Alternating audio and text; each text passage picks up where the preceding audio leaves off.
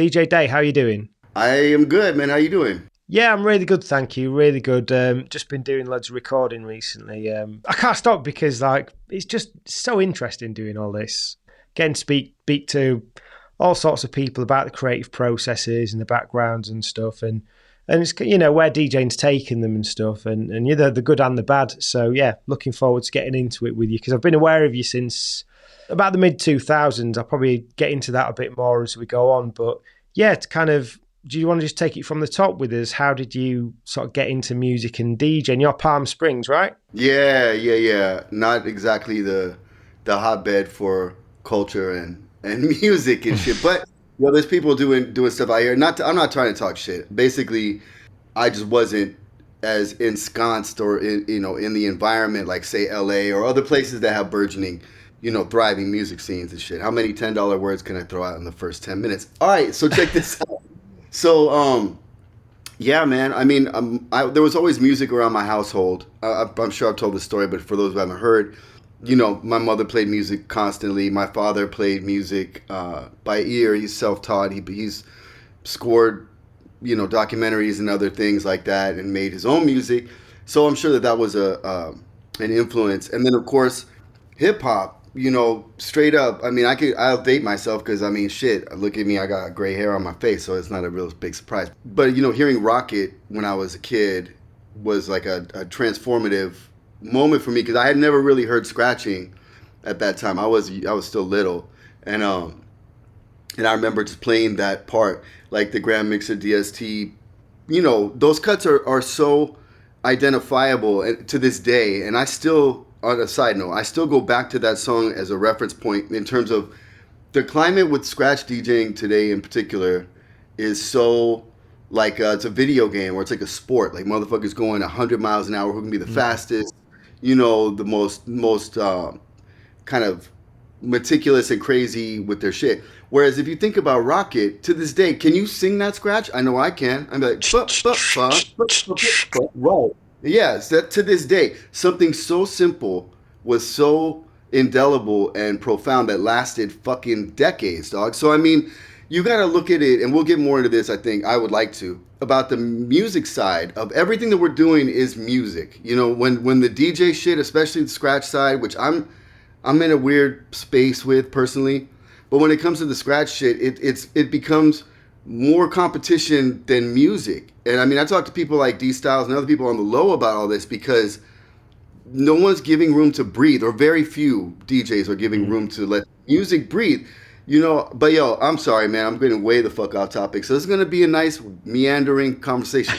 But back to your initial point, I heard Rockit and yeah, it just changed my whole thing. I'm like, what the fuck is this? And then which begat he's the DJ, I'm the rapper, which Jazzy Jeff and Fresh Prince, obviously I always bring this up in interviews because it was a 2 cassette back in the day when you got it. And one tape was just basically one side of the tape was instrumentals and Jeff cutting. So it's perfect, man. You throw it on and you have rhythm tracks, house price out, whatever. And just listen to cutting. And before long I was obsessed with it and begged my mother to get me turntables. I even cut out the back of a Jazzy Jeff and Fresh Prince, the first album, Rock the House, which had a picture of the setup I wanted. And I gave it to my mom like, hey. And then Christmas came and it was just me and her in an apartment. So she didn't have a lot of money. So I got this one piece thing where I just basically got a hand-me-down boombox and I would play, back in the day you can get cassettes that had instrumentals on them. This is before I had turntables. I'm talking like 12, 13 years old. So get these cassettes and play an instrumental and then have this direct drive plastic turntable that was part of a stereo and all this other stuff. I'd hold the phono and the tape buttons to turn the sound on and off and cut a grocery bag for a slip mat, rubber bands with pennies or whatever, a dime on top of the head shelf. All the usual classic cliche stereotype shit was real, like washing old faders in the fucking sink. Like we didn't know what we were doing. I'm like your crossfader. Hey man, too much WD-40 or whatever we were pouring into this equipment. But yeah, so I completely got sidetracked. But Jeff was a big influence, and from there I just basically listened to. I didn't have visuals. Sure there was like Yo on TV raps shit every once in a while that would come on with like DJ Miz or somebody scratching Aladdin. And that was like, holy shit, you know, you try to like look forward to those times during the week. You come home from school and watch that stuff because, you know, it was so rare. I had no insight into it living where I do. I'm from fucking Palm Springs, for Christ's sake. It's not like there's a little hotbed of fucking scratch DJs or just hip hop DJs in general, you know. And over the course of time, man, I mean, it's just evolved from, it started with scratching, then into making stuff and then sampling things. And then from there, my taste in music just blew up because I'm like, oh, what happens after the drum break? What happens after the sample? You know, and then you start listening to music and your taste grows and here I am, man. I mean, I don't know. I'm probably in a weird position where I'm hip hop based 100%. Everything I do comes from that background, but my taste is so all over the place. I get a sense motherfuckers a lot of times are like, don't know how to maybe book me or say what I do or who I am because you know, all it is, I just try to play good music, dope shit that people are going to feel, whether they know it or not, you know, and that's kind of the place that I'm at now, you know, after a million of years doing this shit. Yeah, I think what I find interesting about you is anything pretty much that I listen to of yours, it's got this sunshine sort of feeling to it. I don't know if that's the music scene, like the DJ scene in Palm Springs, or like it doesn't sound like an LA thing. It's quite unique, I feel, your sound, and particularly in like the way that you sample. Like there's certain tunes that I've heard, so say like the Bobby Humphrey tune that you used on the 12. There's the Cortex tune, there's an Azimuth tune where I hear them, I'm like, oh, that's DJ Day. And the way that you integrate samples into compositions and you layer things around them, everything just fits so well. So it's interesting that you came from scratching because your ear is so strong musically.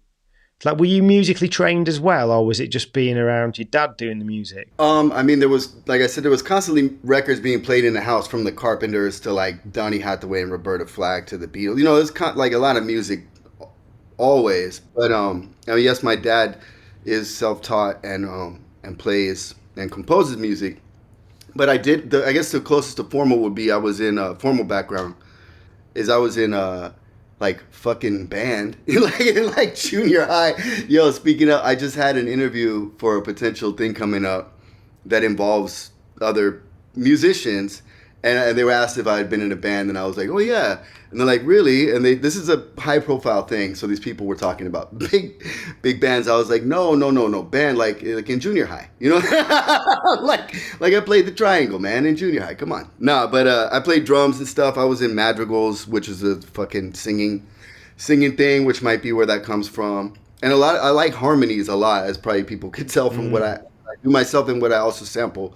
And I've been trying to get Aloe Black to get on that tip, and he's got a lot of stuff people don't get to hear. Shout out to Nate, shout out to Aloe out there, because I think harmonies is such an interesting way to go with the musical landscape right now, that it's not, you know, I was huge, like from the Beach Boys to shit. I mean, you name it. Back in the day, there was a wave of like harmonies from soul record. I mean, I could go on and on from all kinds of genres, which is missing, I feel, in some level.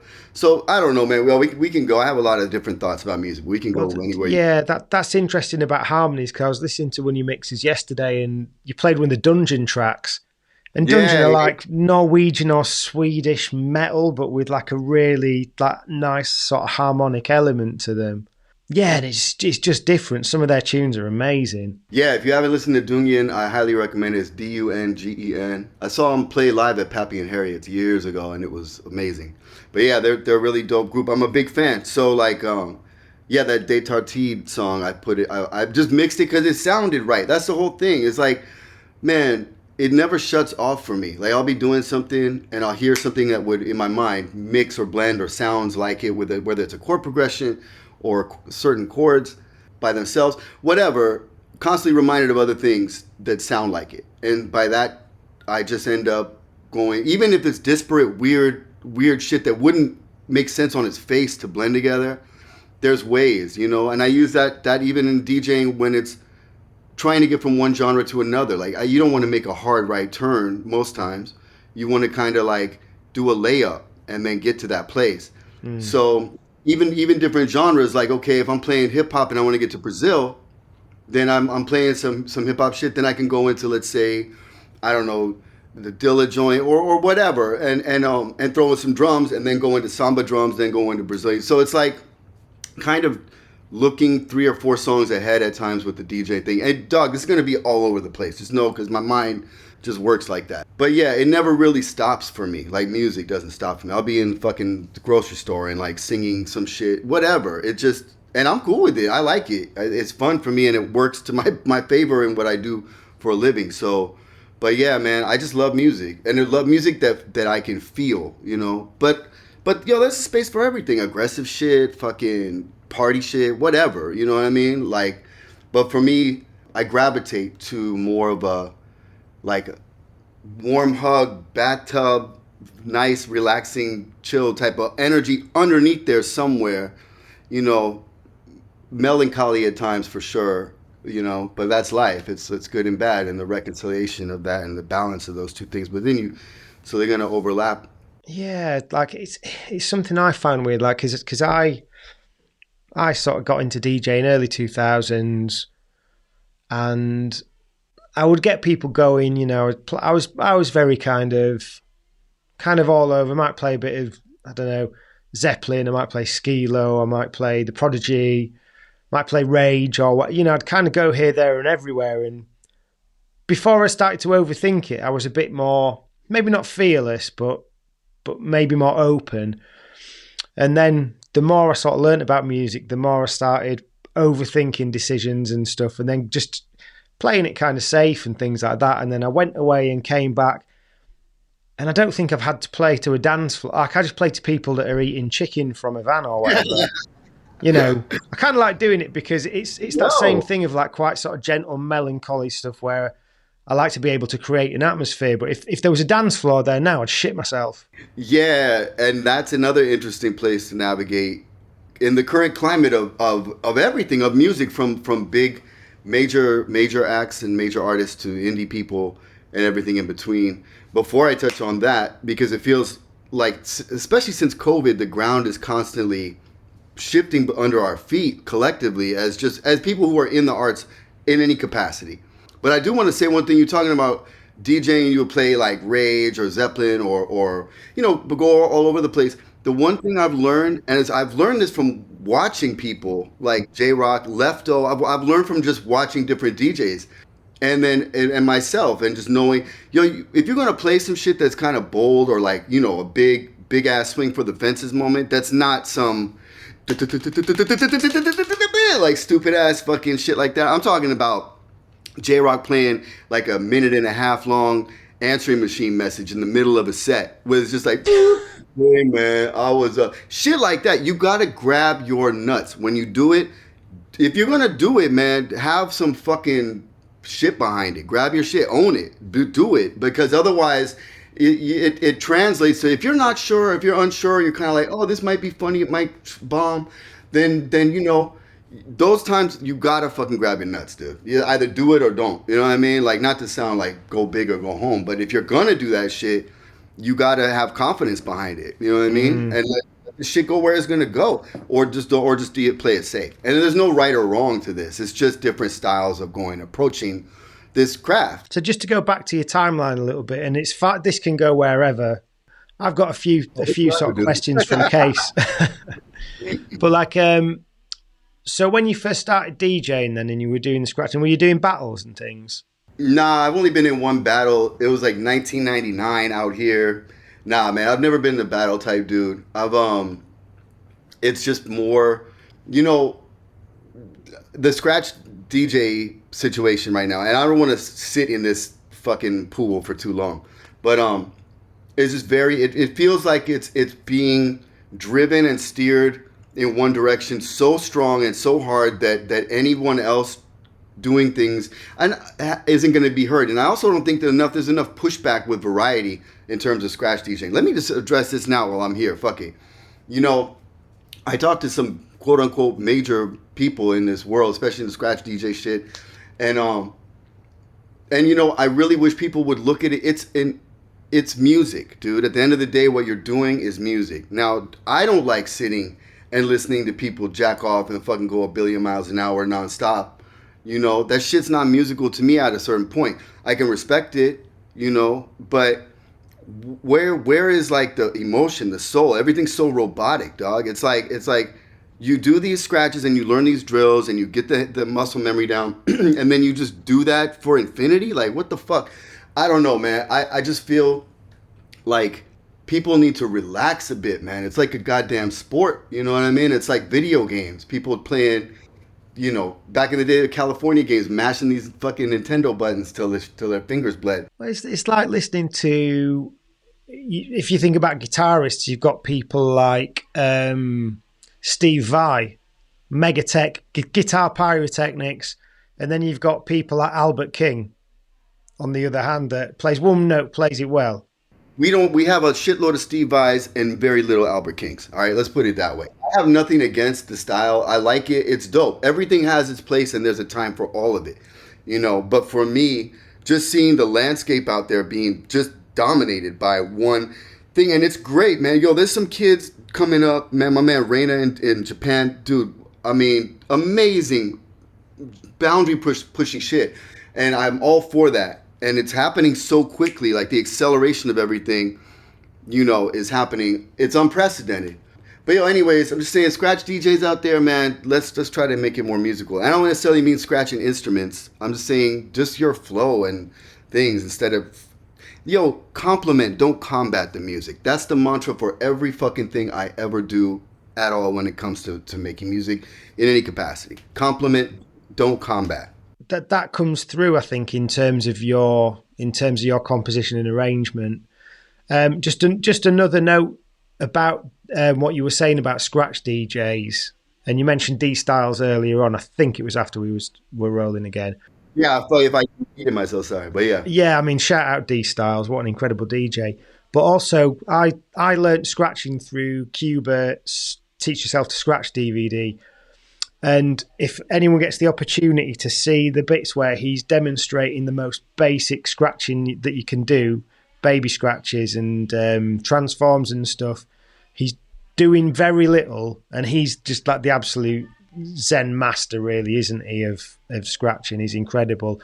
And he does the most basic scratches, and even they just sound funky and well phrased without him doing anything complicated. Jeff had said something about that. We were talking about scratching briefly when I saw him not too long ago, and he said something to the effect of tasteful. Yes, it's tasteful cuts, man. Like, you always got to put your dick on the table and show everybody, like, look at me, I'm the fuck, look what I can do. It's like, again, does it make sense for the music on a whole? And that's in any capacity, man, whether you're adding an element to something, subtracting it, and especially if you yourself have a specific role, where does that role fit in the song? I just posted on that Threads bullshit the other day that about there was this song that Kamasi Washington has a solo on at the end, and his solo consists of basically this, like, beep, beep, like that. His solo is like a couple notes, and then very, very minor,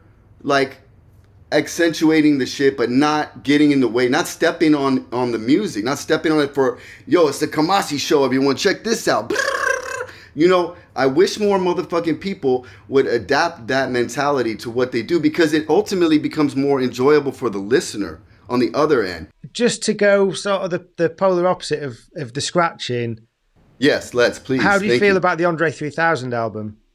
I think it's dope. I'm like, I honestly haven't sat and listened to it, to be completely transparent. But the concept, and the man is such an anomaly, man, and a special individual we have on this earth. Not to, I don't like deifying people or whatever, but some people are just special. This motherfucker's wandering around in like overalls and a flute in LA for years, like, you know. And I think we should celebrate and encourage and foster people taking these kind of big creative swings. And yo, man, he's shifting like what is cool if you think about it, bro. Like, I mean, he is the fucking cool guy, and what he's doing is certainly gonna ripple out. Like, I wouldn't be surprised if fucking flute sales went through the roof after this Mhm. record came out. But no, in that respect, I'm all about people expressing themselves. I don't feel like there should be rules or limitations on how you create or what you create, whoever you are. So something Case was asking about was about the process for creating Land of a Thousand Chances, just remarking that seemed very personal. And I was going through, because in all honesty, I wasn't aware of your 2022 album that came out. And I Yeah, was like, oh shit, I didn't even realize about this. So I was having a listen through that.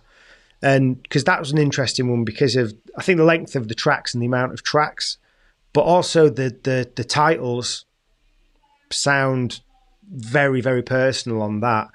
So could you share anything about the process for either of those? yeah, I can talk about both of them to some extent. I mean, Land of a Thousand Chances was, to me, my first, and to this day, I would say, quote unquote, real record in the sense of like going to a recording studio every day and dealing with musicians and having an executive producer, which was Thes One. That record would not be what it is without Thes. I want to shout him out. Leading up to that, how can I put this where I'm not gonna?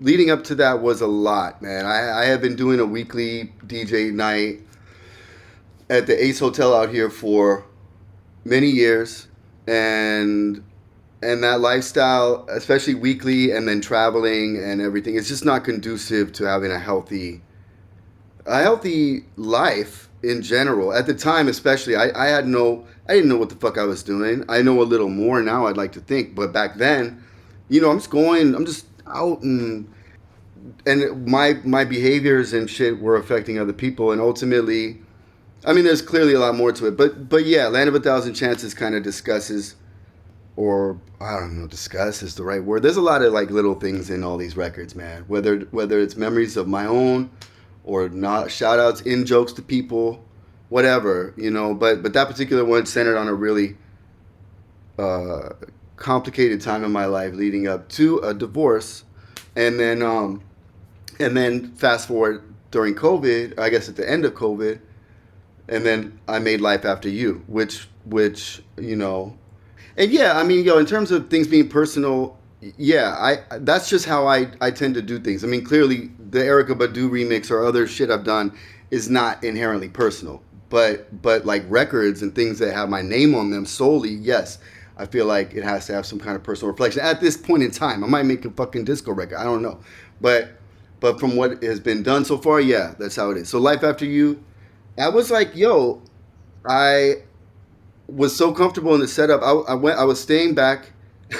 Ironically, during COVID, I stayed back with my ex-wife and my sons at the house because I didn't know if it was going to be Mad Max or what the fuck, and I wanted to be with my family, whether I'm married or not. We're still good, and so I spent a lot of time there. And I ended up my studio's there, and I was making music, and I would sit outside and just have an idea and run in, and if things were just coming out. Everything I was doing was just like, so I ran with that energy, made, threw it on the pile, and then sorted it out later. And it kind of is an abridged version of my life since Land of a Thousand Chances, in a sense. You know what I mean? And I wanted it to have nothing overly complicated, nothing overly produced, nothing crazy. Just straight. It's like stream of consciousness record emotionally, I guess. You know what I mean? So, and those titles, dog, don't put too much stock in those shits. Whether they have relevance to my life at the time, which I'm sure that they do, or honestly, man, I had to fucking fill that out before because it's meant to be in one big piece. Like Life After You was meant to be one song essentially, and because I had to break it up for Spotify and shit, I had to, and other streaming things, I had to name the songs. So the names, bro, some people be like, yo, that song such and such. I'm like, oh word, and I have to look it up because I don't know what the fuck I named it. It's like obtuse fucking genitalia. I have no idea what songs I titled. I mean, yo, I'm saying it was whatever was kind of on my head because I was on a time constraint and had to just spit that out. Sorry to disappoint you, but yeah, man. I don't know, man. Music for me is just, it's a lot of things, and personal is certainly one of them for me. And being honest with how I am and who I am, and hopefully somebody else out there feels how I do or likes this. You know, the metric for me before I release anything is, do I like this? Do I think this is good? Is this like, I'm sure it is for a lot of people, but I mean, like really, like, or does this just need to be kind of like, it's like, it's okay. I don't know. Then throw it on a pile somewhere for some other shit. But that's just me. Not saying everything I've done has been amazing, because it's not. But I'm cool with it. I wouldn't make something now how I did in like the Day Before era or something. But yo, it is what it was at the time. You know, I'm glad people still like those songs. You know. I think with most people that DJ and produce, they kind of are either a bit more of one than the other, or they do the two in slightly different ways. Whereas your DJing and production seem really close to each other. And like, do you think of yourself more as one or the other? Because some of your kind of mixes, the way that you mix and blend and stuff like that, then they're kind of closer to almost like sample albums in a way. And that's kind of what you're saying about the last one. It's funny that you mentioned that, because I've actually noticed that recently, the last few years. Like, I'm approaching DJing almost like live, like on stage or whatever, like how I would make music. You know, like at home, like just in terms of things fitting. I'm like a big stickler for shipping and key when it's possible, and you know, I don't know if I have a division between the two. They're kind of just merged into one thing, but certainly I go through periods where, where like DJing's in the forefront. Producing or making music is non-existent. Sometimes I haven't really made music since the last couple of years. You know what I mean? Like just because I go through these different things where it's here and it's not here, and in the interim, I'm trying to learn new technology, because I can feel it coming back, and I have to seize on that moment when it's here and make as much as I can, because for whatever reason, the shit is like I know people who make music every fucking day of their lives, and I'm like, damn, because it just doesn't work like that for me, or hasn't so far. But so I kind of go through these periods where I'll focus on DJing a hell of a lot more, and then go through periods with music, and they don't really overlap too much, to be honest with you. But I'm all of those things, you know, at the end of the day. Do you think it makes it hard when you're getting booked? Yeah, I thought about that. I don't think it is hard, because I'm hoping at this stage, people who are booking me hopefully have a firm grasp on what I do and what I'm about by now. The people I've worked with, the circles I run in, whatever, you know, like the fact that this is not going to most likely be some cookie cutter shit that you can, you know, get up the street. That's because at this stage, man, like, look, I'm not going to go DJ in nightclubs for like I'm talking like a fucking nightclub. Not nightclubs where I have a green room and chill and perform. I'm talking about like people wanting to hear top 40 shit or whatever. I'm just not that dude. I've never been that dude. I would be doing a disservice to the people who are into what I do by switching to that dude, and it would be disingenuous. I just can't do it, yo. And I'm old. I'm gonna look like what am I gonna do? Go in the club to DJ and at the end of the night be like, yo, someone's ride's here to pick them up, to take them home and shit.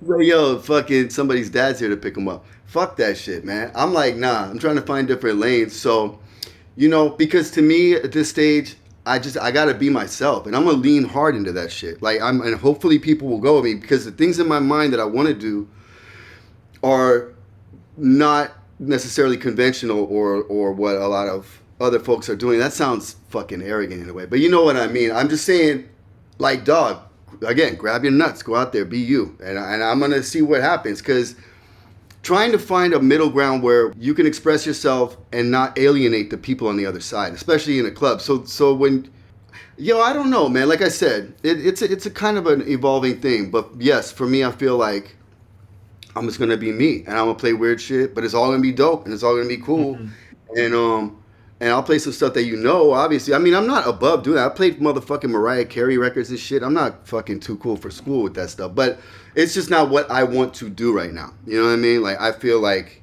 while I'm wherever I am internally, now is the time. Run with it. Just yo, be you. And if people like it, cool. And if they don't, okay. Yo, you don't got to. You know what I mean? Like, I'll live either way. Yeah, I think you can kind of forget who you are, and I think that's something I found potentially like a struggle with getting Serato.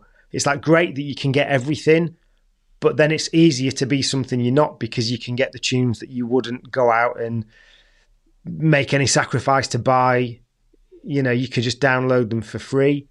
Oh, bro, and there's a sorry to cut you out, but there's a flip side of that, which you could end up shitting the bed playing a bunch of weirdo stuff out in public. So it's like there's a fine line, and that's where really your taste is the fucking nucleus of everything. You know what I'm saying? Like people gotta trust you. They gotta trust your taste, and you're gonna give them cool shit. You know what I mean? Like I'm not gonna steer you wrong. You want to come out and see me. It's gonna be entertaining, hopefully on a few different levels.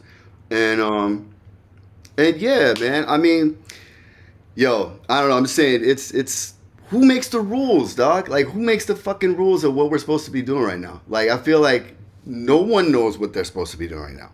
Nobody, from the top to the bottom. I mean, I see it happen, dog. I'm like behind some doors that people, don't really have access to. So I see things happening, and in terms of how are people doing this now? Like the streaming thing has been revolutionary in the sense of you can really, like that's gonna I think be the best lane for me to do what I'm talking about now, which is just unbridled fucking expression with what I like musically or whatever, and so we'll see how that pans out. House Shoes has been in my ear like nonstop trying to get me to do this shit, so he's pushing me on it, and but yeah, I think on a whole, man, it's kind of just we're the structures that used to be in place traditionally for DJs, and I would even argue the music business on a whole have changed, and you need to just everyone needs to come to terms with that and accept what is, and then try to figure out where are we going to go now, because technology and information, everything has been so nonstop, traveling 100,000 miles an hour, that it's not only hard to keep up, but it's impossible to see what the fuck's around the corner. You know what I mean? So as it stands right now, I'm like, well, yo, if no one, it feels to me, if no one kind of really knows what we're doing right now, it's post-COVID. I mean, there's streaming, yes, but in terms of like shows and other stuff, it's kind of been a really weird, not usual situation coming back out to COVID. Sure, there's been work, and I've seen people traveling again. I'm traveling again, but still, on a whole, it feels like it's a question mark. So yeah, man. I mean, yo, just do you. We need more unique voices out there, man. Like in whatever you do. That's all, man. And some soul, whatever you do. So just talking about traveling, then you had a bit of an experience recently, didn't you? That's not worked out too well. Can you share anything about that? Man, yeah. I mean, I was gonna spend time to think about how I was gonna dance around this topic, but yo, this is all just gonna be off the top of the dome as I do. So I'm not gonna name names or air anybody out. First of all, let me just preface this so I can tell the people listening. I got approached in January of this year, January, and by a promotion company in Canada for a tour of, originally it was Montreal, Ottawa, Toronto, and then this place Wolf Island, which I think is off Toronto somewhere, or off that area. And everything's good. This is a cold call, mind you. I have never worked with this guy, had no information about this guy, was not knowing. Vetted him, looked him up, everything seemed legit, signed contracts, everything was all above board. Send him the tech writer. This is all in January. As the months progressed, about 4 or 5 months before the tour started, there were a couple things that were shaky and strange, but I was like, well, whatever. And so I went there, and I fly by myself. And this, I'm going to stop for a second just to say, those DJs and musicians who travels, but in particular DJs of any genre, we who travel, especially overseas, fucking, bro, it's all predicated off the other party holding up their end of the goddamn deal, right? Like, my job is to go there and play music and entertain people. Your job is to make sure all of the fucking logistical side is covered, the technical side is covered, and most importantly, the fucking payment side is covered, right? So I went there and none of those things were covered from the minute I landed. And it was unlike anything I've experienced before, and a nightmare. And ultimately, after the first show, the next day I was like, hey man, this is the goddamn sanitized Cliff Notes. Trust me, I could. If this shit, I'm still waiting on my bread right now, right? So I'm giving Homeboy the benefit of the doubt. But if I don't hear back and get settled soon, then the world's gonna know a whole lot more of the story. But in the meantime, you know, basically I did the first show. The next day I'm like, yo, Homeboy paid me less than half of what I was owed, and I'm like, hey man, you need to pay me the rest of the shit. Or do you have the money for these other shows? Because the contract I signed is not dependent on if one person shows up or if a billion people show up. Like, regardless, whatever. You don't manage, you don't promote the show right, whatever the fuck. Shows sometimes don't work. Regardless of that, yo, I got to get paid. So first show we do, and the Homeboy doesn't give me all my money the next day, and I'm like, yo, are you gonna have money for all of these shows before I fly back to my respective country, dog? Another country, mind you. And he's like, no. And I'm like, well, if you can't cover what you owe me for last night and upfront half of these subsequent shows, I'm out of here. He told me he couldn't do it, so I bought a ticket immediately, said some words, filmed some things, and like to have legal proof. And it sounds ominous as shit, but and yo, went to Tim Hortons, got a coffee, fucking stayed up all night, went to the airport 4 a.m., hop on a flight whatever, 12 hours home, and that's that, man. It's unfortunate, you know, like my man Sonny James, he was on the ground with me on the phone through a lot of this stuff, as well as a couple of the friends, and he was like, bro, it's just your turn. Sometimes it's just your turn to take an L. The wheel spins, it lands on you. Shitty situation, whatever. But as it stands right now, Homeboy owes me bread, and I'm just sitting on what I'm sitting on until I'm made whole again. And for those people who are on the internet from my post, pressing me about like identifying this person or whatever, you know, man, look, I'm not out here to ruin people's lives or fucking destroy their careers from a fucking Instagram post. Bro, no. You know what I mean? Let me handle this. Let me deal with this. I am handling it, and I am dealing with it. So once that's resolved, you know, it'll be over with, and I'll keep it moving, live my life. And if it's not resolved, then motherfucking people are gonna know, and I'm gonna go full court press with that shit in a myriad of ways. So just trust, it's gonna get taken care of. And I probably sound like I'm twiddling a fucking mustache, petting a cat on my lap or some shit. But nah, man, I'm just saying, man, just, yo, look, don't fuck with my money or anybody's money. That's it. So just for context, you've probably been DJing, what, 25, 30 years? Yeah, give or take. How many experiences like this have you had? None. And I mean, I've traveled with artists, some big, some indie. I've traveled alone in other countries. I've traveled with a tour manager all around the world, and no, I've never had anything like this happen. And in fact, Jonathan Kim, who helps me with booking and tour managing and stuff, he lives out in Brazil. I was like, yo, I sent him this tour at first. I think it actually came through him. And I'm like, yo, you want to hop on this to assist? And he's like, nah, this should be easy. You got this. And after all these years, I'm like, word, I do, because I know how he moves, and I watch how other motherfuckers do their job so I can apply it to my shit too. So I was like, yeah, I got this. And the one time he doesn't get on a tour, it goes like totally sideways. But man, look, what are you going to do? Shit happens. You know what I mean? So, hey, at least I'm not in a jail cell in Canada somewhere. So that's good. This is it. It's good to know the reality that these things do happen, but it's like isolated cases, you know. Oh, yeah. And I think going outside of network, for lack of a better term, for who this guy was.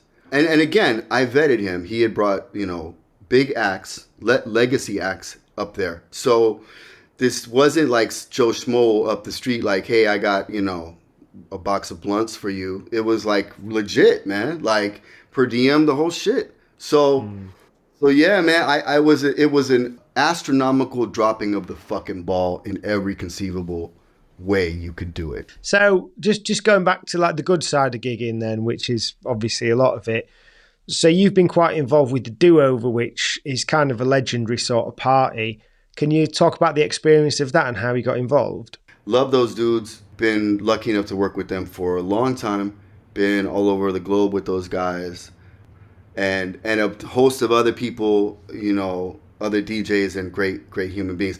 But yeah, I mean, the Do-Over is such an interesting story because, you know, especially when they were at Cranes, when they were the earlier years, it was the party every DJ wanted to do. I mean, like, and you got asked to do it, so it was like, and if you asked, you probably wouldn't do it. So it's kind of this crazy thing, just by its own nature. It just was that, you know what I mean? Like, it just became the thing that everybody wanted to do. And so Aloe Black, I probably mentioned him earlier, but I've known Nate since like the late '90s, and he's a part of the Do Over. And I was like, dog, what's up? Hook me up. And he's like, I'm trying. And years later, they told me, like, yeah, Aloe came up to us. And we were like, man, we're not booking some fucking guy from Palm Springs. What the hell? But, years later, for whatever reason, I ended up getting a shot. And I made sure to try to knock it out the park. That one shot I had. And ended up getting along really good with them. I talked to some of those dudes on the daily still. So, yeah, it's been a great experience. Met so many people. Bro, above all else, I feel so fortunate. I mean, seriously, man. Like, if the lights went out tomorrow, I'm content with what I've done, what I set out to do as a kid, So to me, everything else from here on is like icing on the cake, And I'm content with that, man. That's such a gift, to be content. I mean, I want more, clearly, in the sense to create more and do more things and share more with the world. But as far as me, like, music is a part of what I do. It doesn't define who I am. It's like a huge, you know what I'm saying? Like, some people make that their whole identity, where I'm like, life is going to be cool whether this is in it or not, in terms of me, what I do for a living or career, And I think it's important for people to remember that part, to get so consumed and caught up in who you are, or your name, or do people like it, or do they have followers and blah, blah, blah. And I'm like, bro, all this shit can go away tomorrow and I'm going to be fine. So it's like, it helps you move through life. Like a weight is off you, you know what I mean? Because so many people, I still think about what I do in public and how I move and shit, like on social media. But I wish people didn't care as much and could just be free to be themselves. So you've mentioned Aloe Black a couple of times. Now, you've collabed with him a few times, haven't you? Yeah. So what was it like having someone that you've kind of collabed with on a certain level, seeing him put out I Need $1 and just be like, what, global? Yeah, it's been crazy. When that happened, and in fact, that Wake Me Up song, when that was going on, Mike's sons, I remember they tuck them in or whatever, they're going to bed at night, and I hear the radio on in their room, and it's Aloe singing in there. It was so surreal. That moment in particular was super surreal, because, I mean, I've known Nathaniel for a long time, since he was at USC. So, it's fucking wonderful. In fact, my man Scratch Bastard, this podcast is not going to be DJ name drop guy. This is just fucking reality of people I talk to and whatever. But so Scratch Bastard just had a Bastard's Barbecue in New York that looked fucking amazing. I like Busta Rhymes, Grandmaster Flash, DMC, like on and on and on. And he particularly just crushed that shit. And I was messaging him like a cheerleader and like in the DMs, like, hell yeah. Because I love seeing my friends and my folks in this industry do good, man. I will be the guy fucking clapping and rooting for you. You know what I mean? Like, I don't look at this shit like a competition personally. I'm like, everyone's got their own thing. Everyone's their own person. Just do you. Walk how you walk. You know what I'm saying? Celebrate our wins with each other, because we're all in this together on some level. So, I'll never understand motherfuckers get salty at seeing people doing good. Like, what? Then you need to do better, motherfucker. Anyways, but yeah, man, it's dope. So yes, to answer your question, I see Aloe and I straight up tell him how proud I am of him. It's dope, man. It's fucking dope. Yeah, to Scratch Bastard as well, absolutely killing it. Yeah, man. And these people deserve these flowers, man. Now, all of us, bro. Fucking even close friends who I'm a huge fan of. I'll make them feel uncomfortable and give them their flowers randomly in a text message or some shit. Dog, I mean, really, this is life, man. And this is who I am as a person. I love people, despite what a lot of people feel about other humans, man. I do, and I try to operate from that place always, Like, if I feel happy for you, I'm going to let you know, So there's got to be, I know, like you say, this isn't about the name dropping, but you seem to have like a lot of reach over the culture. And do you think that comes more from, you've got the uniqueness of what you do musically? I think you're kind of a DJ's DJ. I mean, I think that probably is part of it. I think too, the sheer amount of time I've been around, that's a lot. I mean, from the days of Soul Strut message boards. I mean, shit. I mean, from the days of Root Down. I mean, I can go back down. I've been doing stuff for such a long time that you meet a lot of people. I mean, I've got friends that are actors in Tarantino films to like artists who whatever. It really becomes a very wide swath of people in different industries and different genres of music, from Soul Strut era to like the Hollerboard, which was like a Philly thing that predates Diplo and shit. Like that's where everybody used to lurk on that stuff, like before MIA popped out. I guess I was just around maybe the right places with the right people who ended up, like my man Nick from that era ended up starting Fool's Gold with A-Track. So I still keep on good terms with a lot of these folks, and it just spread very, very wide across a lot of different places. It's funny, man, speaking of that tour briefly, but when I was up there, this motherfucker's like, oh man, I really should have looked you up. I didn't know you were like people, around the world and the people you work with. And I'm like, who the fuck books somebody for an international tour and doesn't like research them at all? But look, but yeah, it's just worked out that way. I think too, my personality and just hanging out with people, man, over the years, and like not being a problematic fucking human being has probably been beneficial too. Yeah, like I was on Soul Strut probably like a bit later on, and I got on there and I was like, oh my god, there's DJ Dave, there's Young Einstein, there's Supreme LaRock, there's this one, there's all these people, and like, did digging get to a point of like any sort of serious competition between, say, there's you, Supreme LaRock, Young Einstein, people like that? Yeah, and if there was, I would lose. I mean, all those dudes, all those guys are fucking big. They got big dog records, man. I got a few, but it's like, it's fun. Everything's got kind of its shelf life. You know what I mean? I still look for records. In fact, I just did recently after a long period of time, and because it's still fun. And I mean, I was playing Dante, so I was playing vinyl, so I was hype on records in general. Yeah, man. I mean, nah, yo, there's enough records to go around for everybody. But at the end of the day, I'm like, cool. I mean, you either cool, you spent a lot of money on Discogs for that, or cool, you got lucky. So I mean, it's dope, and just being exposed to music is what matters. Like, are you gonna share it or are you gonna sit on it? I like was just talking to somebody. This is an aside, and we could talk a little bit about people gatekeeping music or hoarding music. Like, what the fuck, bro? I mean, I got a couple little things that are like, I think nobody might know or have. But somebody I know, I just met this person. We went to lunch and he was telling me how he's been sitting on this psych record for 15 years that only a couple people knew about. And he's like, I'm going to put it out. And I'm like, oh, where, what label or something? He's like, oh, on YouTube. So he's gonna put it out for the world to hear, and it kind of took me aback a little bit because I'm like, damn, dog, you've been sitting on this song that virtually no one knows about for 15 years, and now you deem it's okay, it's time now to put it on YouTube for the world to hear. It's just a kind of a strange take for me, whereas my opinion is all like, dog, I put up fucking records that I own on my YouTube page because they just weren't available to listen to on streaming or whatever. Like a Liam Bailey record, dog. Like, it was miscellaneous shit because I want to hear it. So, and I'm sure other people do too. So it's just very strange to be like, this other person's creativity and creation is mine to sit on and make decisions about. Like, what the fuck? I don't know, man. Everyone's got their own takes on shit, but for me, I'm like, bro, I didn't make this shit. The best thing about DJing, dog, is like, it's coming through your lens. It's coming through the conduit that is you. And how much and how little you want to color that lens as the shit transfers through is up to you. But, and this is an aside, just talking about DJing in general. But at the end of the day, man, it's other people's fucking music. You know what I mean? So respect that as such.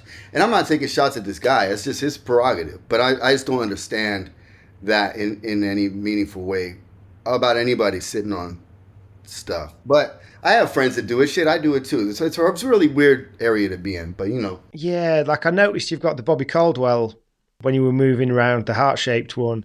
And I got a copy of that off Why Not? And I've not opened mine yet. Neither is mine. I bought mine same from him at his crib. Yeah, and it's one of probably about 4 records I've got that are sealed where I'm like, I just can't bring myself to open it. And it's like, Why do I own it? It's a funny one.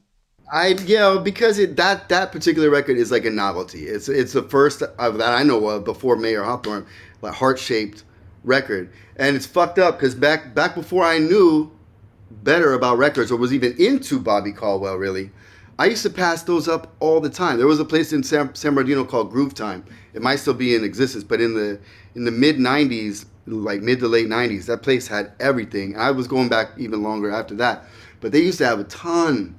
If only I could go back in a time machine with what I know now. Every record dude's fucking saying, I'm sure, throughout time.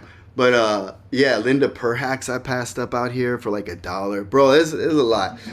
But yeah, I mean, records are cool, dog. Not, to me, I try to keep shit balanced, man. I try not to let any of these one things define me. Scratching, looking for records, making music, whatever. They're all just a part of Damien. They're all just part of what I do and what I like. And I'm just grateful that other people are weird like me enough to like the very disparate stuff that I do. But I always try to have like a theme or a feeling that can overlap genres and BPMs and whatever.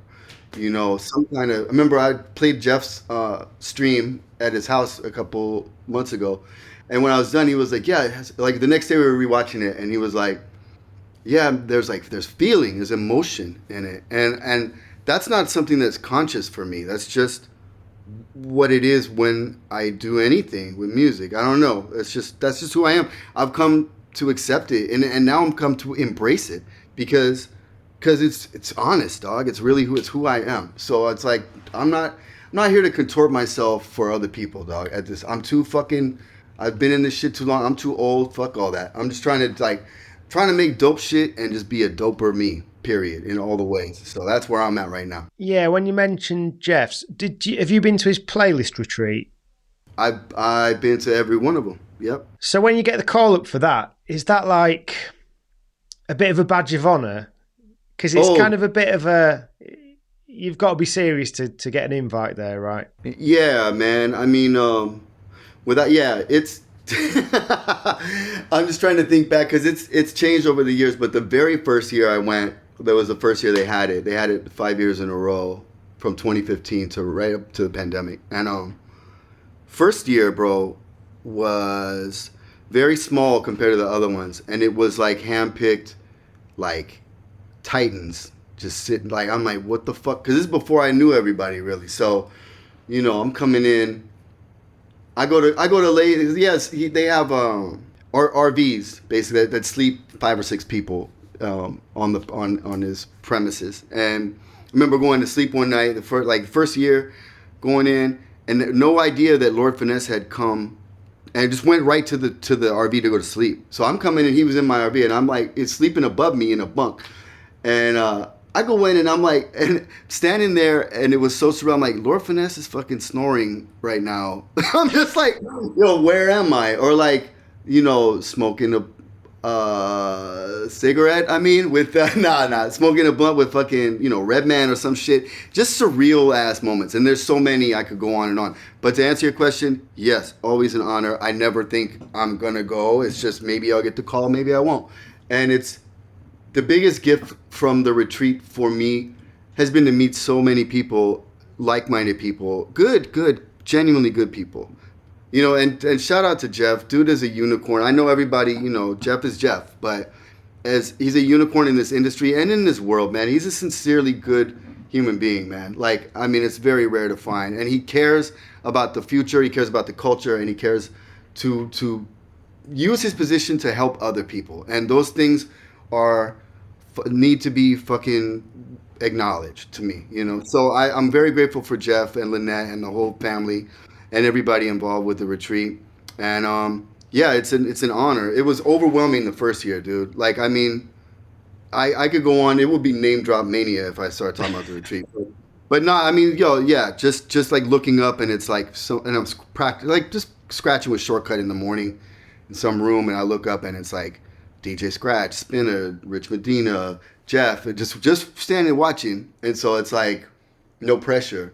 That shit helped me, like, dog. It's like forged in fire type of situations, man. When I'm like, well, yo, if I can cut alone in front of these legendary motherfuckers, then what should I be afraid of? Get on stage and fucking, in front of people I don't know? You know what I mean? It really puts things in perspective in what you're capable of once you kind of go through those really extreme, stressful things. I know some people just who can fuck it up did not take those opportunities to get up for whatever reason they chose not to. But it was an overwhelming situation, but it got more normal as the years went on, and I kept going back and understood things and knew people better. But it's just a special thing, and I'm very grateful to be a part of it in any way. Yeah, and Jeff's a fascinating guy. It's something I found interesting about Will Smith's audiobook is the things he recounts about Jeff and Jeff's process and his kind of wants with music and stuff like that. There's some pretty cool stuff in there if you've not checked it out. Oh no, I haven't. I'll definitely take a look. Yeah, man. Let me ask you a question. What is your take on the climate of DJing on a whole right now? Because Okay. believe it or not, I'm not done talking about it. But go ahead. So I think for me, as I say, the only places I play really, I've played down at Spiritland in London is the kind of good thing I've done this year where, you played on a sort of £500,000 system. It's a bit kind of like Dante's or somewhere like that, but it's more about listening than DJing. But it's still like you're playing there. It's a really nice atmosphere and stuff. But it's a bit less DJ focused than Dante's. Aside from that, I play at things where the money's okay, but people don't really give a shit about the DJing. Something that does happen somewhere at that place sometimes is the silent disco is the thing that's like a bigger thing for them. And most people are probably choosing to listen to something that's not you. I think there's all sorts of things with it. I think for me, with what I do and how I do it, it's hard to find gigs that are a fit. So this one down in London, it's one where I've felt like I belong. And it's really satisfying to have that because a lot of places I feel like I'm trying to fit into what they need. So yeah, for me, DJing is just a little bit of like a past. I maybe DJ once a month, but I do things like this. I get my needs met in different ways. So this is what probably DJing was for me at a certain point. Well, even just going off of the title of your podcast, I mean, the DJ climate on a whole, I guess, because look no further than the internet. I mean, like things are happening so fast, whereas I go on threads and everyone, I don't understand how that shit works, dog. I'm barely on that thing, but you basically see a vomit of everybody's thoughts that you don't follow or know. I don't know why, but like people I actually follow, I don't see. But what I do see is like people with these crazy takes about DJing who haven't done it at all. I really just, I guess I'm interested in hearing other people's views on it because there's so many different ways to approach it. And I feel it's gotten so kind of homogenized where it's like, you do this, you play music, you leave. And it's like the thought of like an experience or trusting the person on the other end to really take it to somewhere else. It is, it is a niche thing, I guess. And there's so much fucking competition and noise. Like people ask why I don't put more shit out or where I'm not. Because a lot of the times, man, I don't think it's worth putting out and or adding more fucking just noise. It's like nowadays it's a room full of everybody screaming and you're trying to get heard. So I would hate to have to start out what I do in this year, in this time period. But it's just it's changing and you can't fucking stop it, dog. So it's like, how are you going to navigate? How are you going to surf this? How are you going to adapt to this ever-changing landscape, be it technology? Because look, I'm not going in doing motherfucking makeup and shit and getting a green screen and turning my place into a TV studio to go on and fucking play some records for people on the internet. You know what I mean? It's like, it's just, I don't know, man. Something I think is that there's a generational disconnect. I think we maybe don't have a link to the people younger than us. There's not been that kind of trail followed. Music doesn't feel to me like it has the same path of you get a tape off someone or a CD. So I remember I got your CDs from a good friend of mine, DJ Hudson. I'm going to get him on here at some point. he was just kind of, he was hot on downloading. He was on Oink, and I shouldn't be saying he downloaded it. But yeah, you know, this it's like a rite of passage thing, isn't it? And you get these things off people, and I learned a lot from him with DJing and stuff. And it was tribal, and I don't know where the tribes are now. Yeah, and you know, in no way, shape, or form am I criticizing the youth right now or saying they're doing it right or wrong. It's just different. So the sooner people accept what is, the easier time everyone will have on a whole. Like it's like, you know, okay, so if shit is going this way, right? Everyone's doing this, and I don't feel comfortable doing this or going that way. Yet I've done this for a long ass time, and it's what I do for a living. Then where does that leave me? And so in my mind, I'm like, well, word, that's in a way, that's great. Everyone over here, go do that shit. I'm gonna go do what I'm doing, and even if it's just a handful of motherfuckers that are down to rock with me, that's enough for me, man. As long as there's somebody else that will enjoy or ride with what I'm doing, I'm cool. I didn't get into this shit for fame or money or any of that stuff. So it's like, yo, do or have it be the goddamn me show. I got into this because I wanted to DJ for a fucking rapper like Gangstar and be in the background and not be in the forefront. And it like very shortly after, the whole dynamic flipped and the DJs were in the forefront. So I've already been trying to navigate that shit for decades and having to get accustomed to that. So what I'm saying is, yo, you know, let people are gonna do what they're gonna do. You know, go do goofy, stupid shit. Let them do it. You know what I mean? Like that's not even my concern. But it's just interesting to look at the playing field of what's happening beyond just you and your world and your friends and your DJ scene, but on a whole, because it's like we're in uncharted waters. Like everyone, it's so accessible, so easy. Motherfucking want to make a song? Get a plug-in, push a button, play some chords, or some shit can even fill in entire solos now. Technology is crazy, dog. People don't even realize. We probably won't, it's gonna become like AI with music at some stage. We won't be able to tell what was actually played by a person or not. And again, no criticism, no right or wrong, just is what it is. So the sooner we fucking accept it, the more we'll have a better grasp on how to go forward. You know what I mean? We literally recorded a roundtable about AI in hip hop earlier on today. So I'm hoping to get that out in the next couple of days. So there's some interesting bits in that around it. I think as well with it, where communities live now. So you might have a load of communities, and you might have some WhatsApp groups where if we had vision of them, we'd be like, oh, there's some really passionate music communities here going on, or Discord channels, or whatever. You know, there's so many different places for people to connect now that aren't the physical location where we're all here together to enjoy the same music. And music consumption is so individual, and there's all these different things that contribute to it. Like making mixtapes as well. Sorry to kind of go on, but like, when do you really get a lot of momentum with a mixtape these days?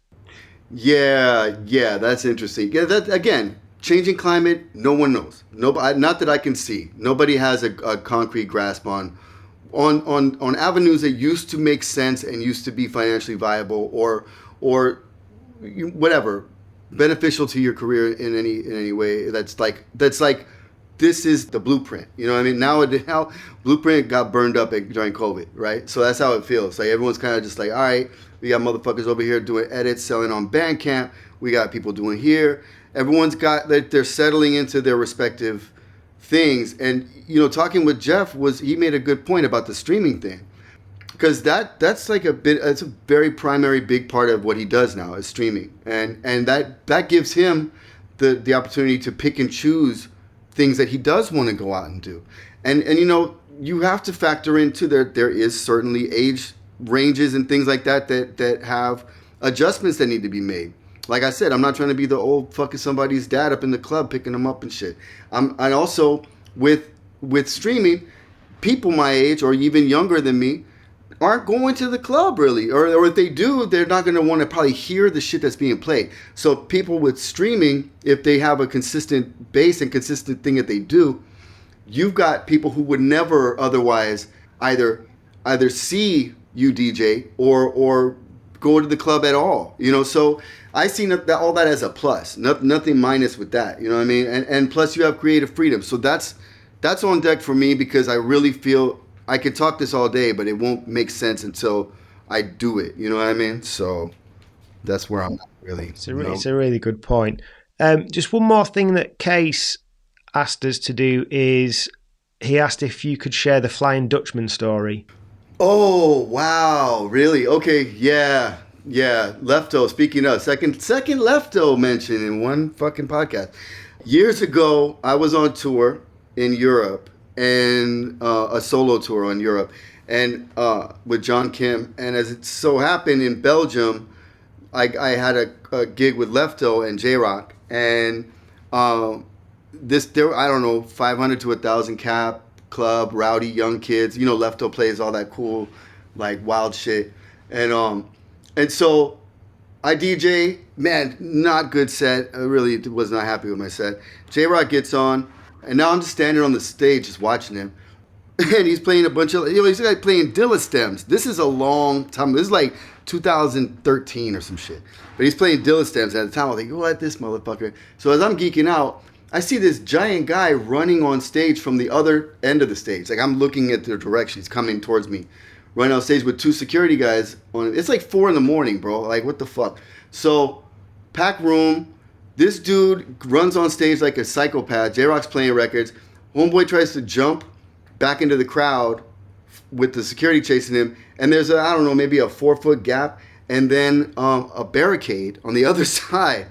And dude jumps off the stage, clips his feet on the barricade, and the crowd parts like the Red Sea. Homeboy falls straight on concrete on his fucking face. Now, see, it would stop there and be funny if all the lights didn't come on, and then like EMTs came and put him in a stretcher with his neck in a brace. So I don't know what happened, but Lefto loves to bring up the Flying Dutchman story. So yo, point is, don't get drunk and try to jump off stage because your feet can clip the barricade and you knock your noggin and maybe fucking never walk again. So yeah, man, a lot of crazy ass stories. Oh no, I heard Lefto assured me he is fine, by the way. I followed up. I'm like, what happened to that dude? He's all right. All right, well, it didn't look like it to me. I got photos of that shit. But yo, it was a crazy time. There's so many stories of things like that, man. But yeah, it's been an interesting life, and shit ain't over yet, as far as I know. Are there any other particular ones that are worth sharing that you just think no one else is going to have something like this? Oh man, there's some, but I can't talk about them publicly. We'll just have to wait for your book. Nah, yo, it's crazy, and I had an idea for something like that involving other DJs that I need somebody who's versed in writing books. But no, I mean, yeah, dude, there's literally so many that I could go on and on. But and the ones I want to tell are implicate other people, or they're just really insane. So but yeah, man, it's an interesting life. I can say that. All the way down to getting like having the fucking ground floor drop out from under me in Canada.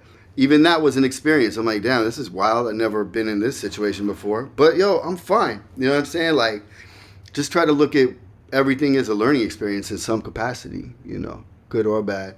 But yeah, touring, man, touring can suck big time. I don't know. People fucking put that shit up like it's great. You try lugging a bunch of merch through like Munich in the snow through fucking with a suitcase or some shit.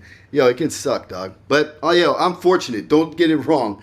I'm not trying to be like, you know, be disrespectful to the gift, but I'm just saying it's not as glamorous all the time as people make it out to be. And just one more note from Case, then he just points out how proud he is of you with your sobriety. And word. Was just asking how life's kind of gone since then and what's come up. Yo, it's been great. This is the first time outside of like a random small quiet post that I've even talked publicly about it. But yeah, no, I stopped drinking in January, and yo, infinitely better. I mean, that's a whole conversation unto itself. But you know, if anyone out there is going through it, I feel you. I you know, it took me to get to a place where I was able to stop on my own with the help. Obviously, felt like I was given a relief, like set free by something bigger than me. But yeah, it was pretty dark and bad. It got for me, and thank God, you know, not there now. And life is great. I love it, and I feel I'm cool with me. You know what I'm saying? Like I love me for the first time in like fucking the majority of my life, which is really crazy to see because it's not even from an ego side. It's more like, oh, bro, damn, that's I can't believe, you know, we went through that or that happened. But yo, I got you. I got your back now, dog. So that's how I'm moving through life now. Like no more shit like that, man, for me. So you know, I know that sounded really vague and dark, but I'm just saying, like, I'm good, bro. I'm better than I've been in a very long time, and hopefully I maintain that. Is what I'm saying. It's hard, but